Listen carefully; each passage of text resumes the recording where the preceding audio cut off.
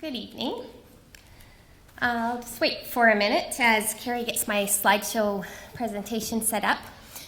I'm Emma Levez Larocque. I'm a registered holistic nutritionist and a plant-based chef here in town.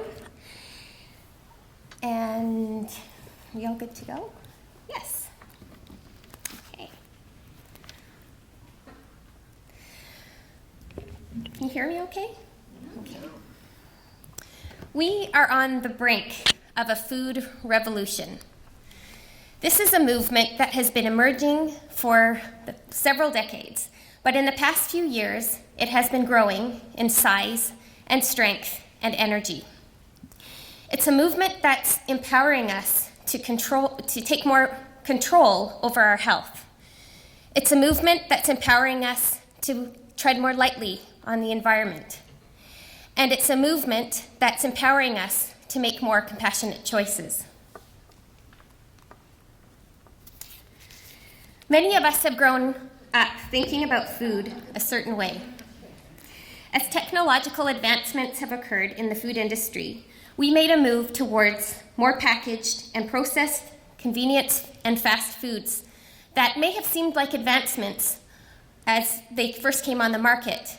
But over time, as time has passed, we're starting to realize that they're doing us a lot more harm than good. Whoops. According to Stats Canada, cancer, heart disease, and stroke account for more than 55% of deaths in Canada every year. According to the Canadian Diabetes Association, 11 million Canadians are living with diabetes or pre-diabetes. And the World Health Organization estimates that by 2020, if we carry on the path that we're on now, chronic disease will be responsible for almost 3/4 of deaths globally. We are living in the midst of an epidemic that seems hopeless to a lot of people who are dealing with these chronic diseases. In a 1990 technical report by the World Health Organization, Diet, Nutrition, and the Prevention of Chronic Disease singled out 2 food categories as being largely responsible for this epidemic. The first were energy-dense foods of animal origin, so meat, dairy, and eggs. The second were foods processed or prepared with added salt, sugar, and fat. Doctors and researchers who have been working in the field of nutrition studies for decades have produced overwhelming evidence linking animal products and highly processed foods to the chronic diseases that are plaguing our society. In 2015, the International Agency for Research on Cancer, which is an agency of the World Health Organization, classified processed meats, including bacon, ham, sausage, hot dogs, and some deli meats as a probable carcinogen. Whoops. Oh well, we can stay there. An ever-growing body of evidence is linking dairy to systemic inflammation as well as a significantly increased risk for prostate, testicular, ovarian, and breast cancers. Meat consumption is linked to a higher risk for certain cancers as well as heart disease and diabetes. Eating eggs is linked to an increased risk of cardiovascular disease, colon cancer, diabetes, and prostate cancer.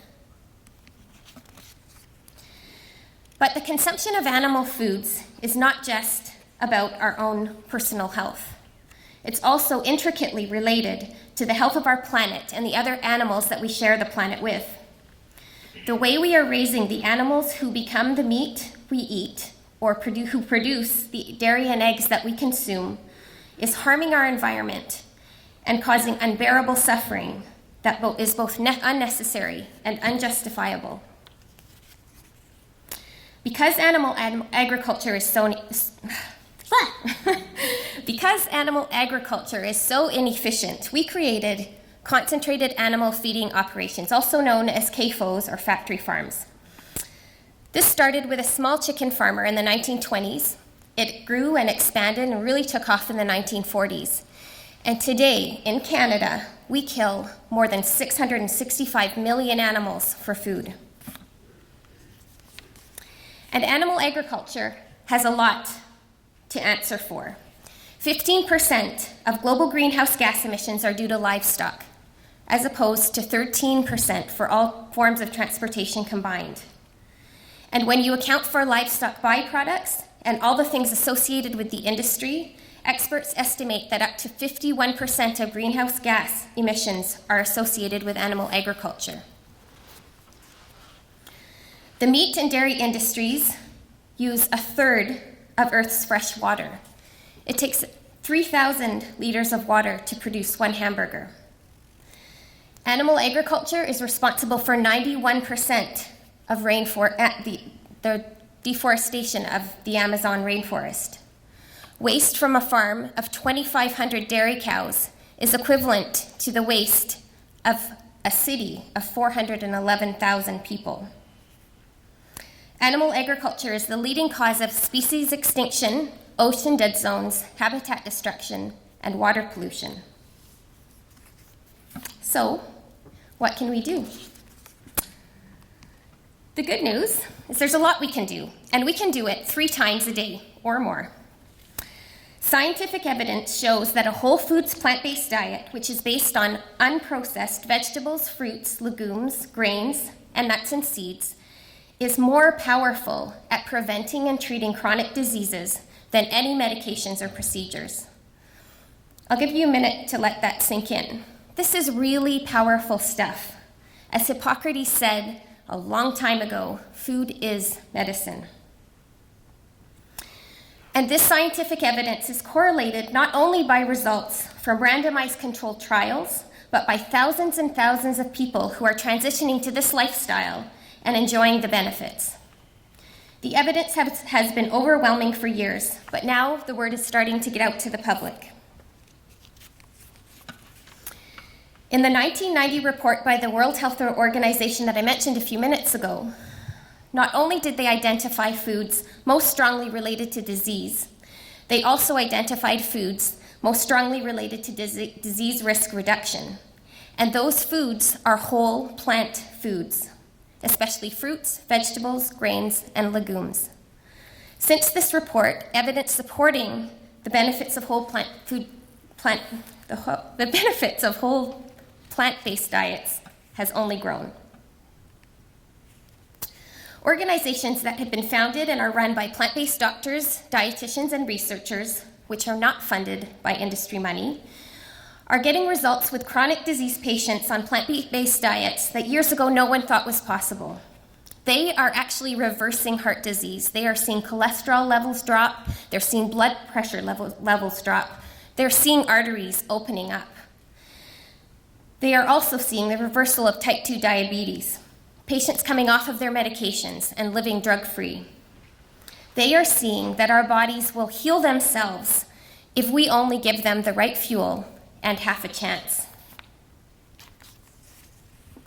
One of these groups, the Physicians Committee for Responsible Medicine, has developed an alternative to the government's guide to Choose My Plate, which is in the States, or the Eat Well Plate in Canada, and they call it the Power Plate. It's a plant-based version that emphasizes 4 food groups. Once again, you can probably guess what they are now: vegetables, fruits, grains, and legumes. They also include small amounts of nuts and seeds. It's a great guide for how to eat healthfully on a plant-based diet.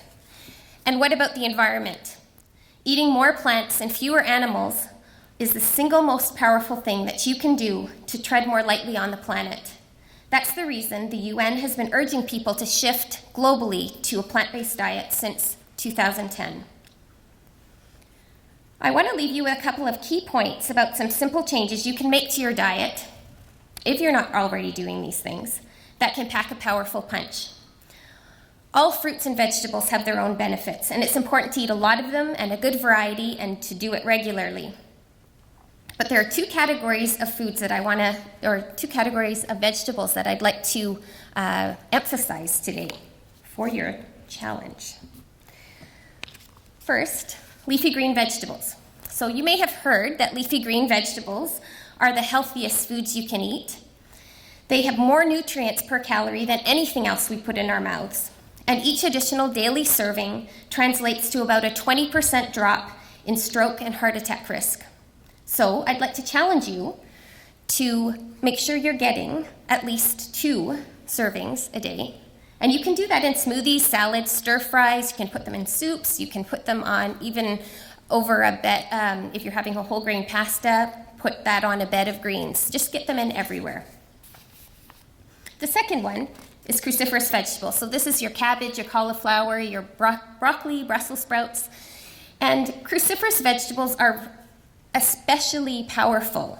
They have compounds in them that boost your liver's detoxifying enzyme systems. All the blood from your digestive tract, before it goes to the rest of your body, has to pass through your liver. The liver is like your body's bouncer. It detoxifies any carcinogens and neutralizes any toxins, and then lets the blood flow to the rest of your body. Cruciferous vegetables boost your liver's ability to do this. So it's a really good thing to try to make sure you're getting in at least 1 serving of cruciferous vegetables every day. There is so much information out there and so many resources available if you're interested in learning more about this. I have many documentaries and books and website resources on my website, plantbasedrhn.com. There are local vegan potlucks and plant-based cooking classes to get you started. There are resources at our local library that you can tap into, and there are campaigns like Meatless Monday that can help you on your way. I know that this change can seem overwhelming at first if you decide to try it. It's taken me 20 years to get to where I am with this. But remember, this doesn't have to be about becoming fully plant-based overnight. Every step you take to eating more whole plant foods and fewer animal products and processed foods with added salt, sugar, and fat will be a step that leads towards a healthier and more compassionate planet and to a healthier you. Thank you.